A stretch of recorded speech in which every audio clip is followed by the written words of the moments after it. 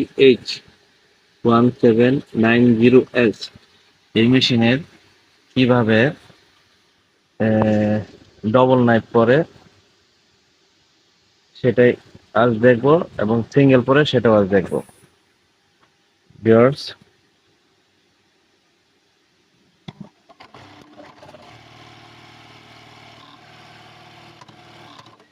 দেখতে পাচ্ছেন double knife পড়ছে ভিউয়ার্স।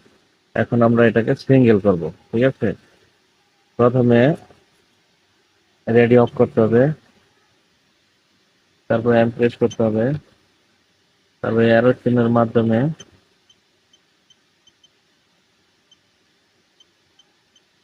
19 নম্বর আসতে হবে ভিউয়ার্স। এই যে 19 নম্বর, এটাকে প্লাস মাইনাসের মাধ্যমে বন্ধ করতে হবে, তারপরে রেডি চাপ দিতে হবে। ভিউয়ার্স, দেখতে পাচ্ছেন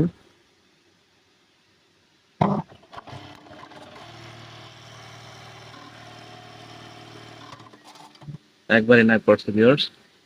এভাবেই সিঙ্গেল এবং ডবল নাইফ পরা সিস্টেম করতে হয়। ভিউয়ার্স, ভিডিওটা যদি ভালো হয়ে থাকে চ্যানেলের সাথেই থাকবেন, সাবস্ক্রাইব করবেন নিত্য নতুন ভিডিও দেখার জন্য। আসসালামু আলাইকুম।